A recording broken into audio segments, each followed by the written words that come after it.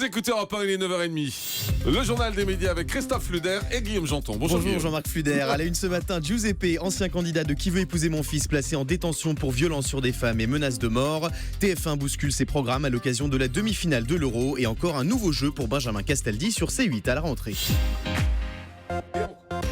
Et on commence avec la vedette de télé-réalité Giuseppe, ancien candidat de Qui veut épouser mon fils sur TF1, qui a été placé en détention pour violence sur des femmes et menaces de mort. Giuseppe Polimeno, vedette de l'émission Qui veut épouser mon fils sur TF1, vient d'être placé en détention provisoire à Grasse suite aux plaintes de 2 femmes pour violence, harcèlement et menaces de mort. Selon le quotidien Nice Matin, son jugement aura lieu au mois d'août, mais il a été placé en garde à vue dès ce week-end afin d'éviter toute pression sur les plaignantes. L'homme âgé de 45 ans et père de 4 enfants a déjà été condamné pour violence conjugale dans le passé.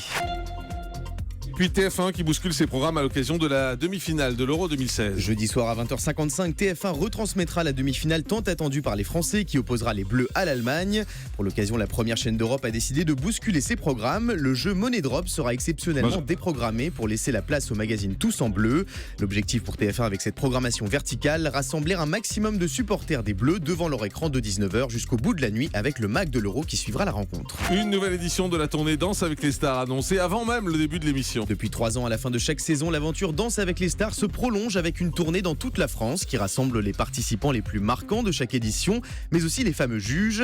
Alors que la 7e saison de Danse avec les stars débutera à l'automne prochain, Chris Marquez a annoncé hier sur son compte Twitter l'ouverture de la billetterie pour la tournée 2017. Elle passera dès le mois de janvier prochain par Lille, Marseille, Lyon, Paris ou encore Strasbourg. Un nouveau jeu pour Benjamin Castaldi sur Canal 8. La semaine dernière, on vous annonçait que Benjamin Castaldi allait faire son grand retour sur D8, rebaptisé Canal 8 à la rentrée. L'ancien animateur de la Nouvelle Star sera chroniqueur dans Touche pas à mon poste et il animera non pas un, mais 2 jeux. En plus du Big Buzz Quiz, Benjamin Castaldi présentera Touche pas à mon coffre. Selon Téléstar, il s'agira d'une adaptation du jeu britannique The Bank Job, un jeu dans lequel les candidats ouvrent des coffres qui contiennent de l'argent ou des surprises. Karine Le Marchand prend la défense de Jean-Claude, un agriculteur de l'Amour et dans le Pré, condamné pour violence envers sa compagne. Le mois dernier, on vous annonçait que Jean-Claude, ancien candidat de l'Amour et dans le Pré, était condamné par la justice pour violence envers sa compagne Maude, des faits qu'il a niés au tribunal.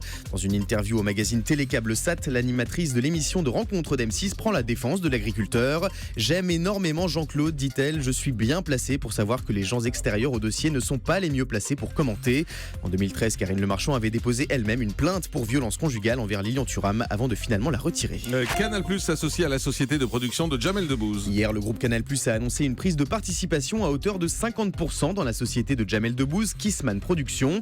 Le but de cette association, le développement de nouveaux projets pour Internet et la télévision, des émissions de flux, des séries ou encore des formats courts dont certains auront vocation à être diffusés sur les antennes ou les plateformes web de Canal+. Canal+ qui diffusera à nouveau les grandes compétitions de golf sur son antenne la saison prochaine. Dans un communiqué, le groupe Canal+ a annoncé le renouvellement de ses principaux contrats pour les compétitions de golf l'année prochaine. Les antennes du groupe Canal proposeront ainsi les tournois du Grand Chelem, l'European Tour, le World Golf Championship et les Ryder Cup 2018 et 2020.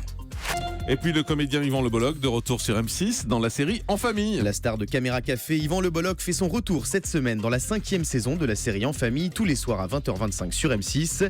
Il y incarne Yvan, l'ex-mari de Marjorie, l'une des héroïnes du feuilleton. Yvan Le Bolloc avait déjà réalisé plusieurs épisodes d'En Famille. Et on termine avec le chiffre du jour. 11 000, c'est le nombre d'exemplaires de l'autobiographie de Laurent Ournac qui se sont écoulés depuis sa sortie en avril dernier, selon l'Institut GFK.